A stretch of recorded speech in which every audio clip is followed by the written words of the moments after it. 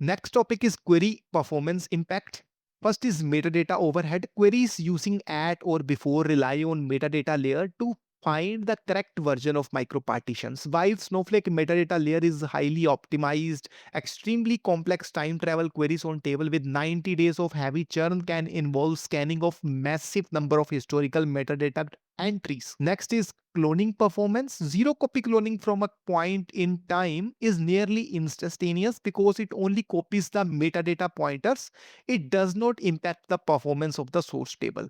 Third is warehouse impact. Time travel queries used a standard virtual warehouse resource. There is no specific time travel compute. If you query a 10 TB table from 40 days ago, your warehouse must still process that data, which may be slower if those historical micropartitions are no longer cached in the warehouse SSDs. Next up is data corruption impact. For Snowflake Architect exam, understanding how the platform prevents, manages, and recovers from data corruption is critical. Snowflake's architecture is designed to be self-healing in many respects, but we must understand the levers available to maintain data integrity. And the first way to prevent data corruption is preventive architecture, which is immutable storage. Snowflake places data within micropartitions. When the micropartition is written into a S3, Azure Blob, or GCS buckets, it is immutable and there is no in-place updates. If you try to update or delete, it does not modify the existing file. Instead, it creates a new micropartition and flag old ones for deletions. And the original data is still accessible through the history tool so that deletes are effectively snapshots rather than the actual removals. And the impact of immutable storage is it prevents bit rot or partial writes, which are a source of inconsistency within the state of a table. If a write attempt is interrupted, the entire transaction aborts and there are no intermediate states produced. Next up is recovery mechanism. When records are logically incorrect, Snowflake provides three primary recovery layers. These are time travel,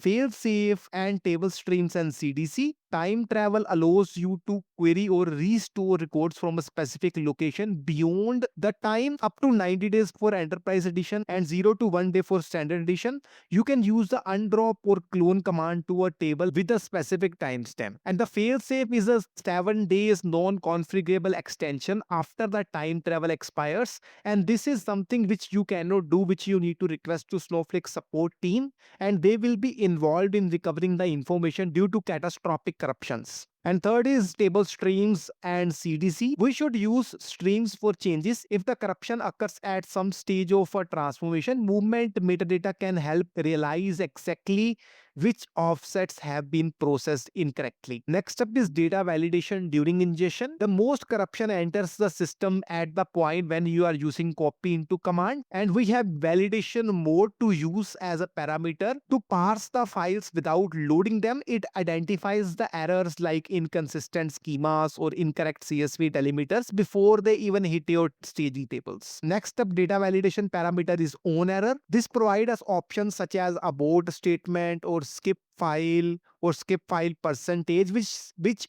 saves the partial dirty records from entering the staging layers. And then we have external tables. Since Snowflake does not own the documents in the external tables, corruption in the underlying cloud storage will defeat the purpose of queries.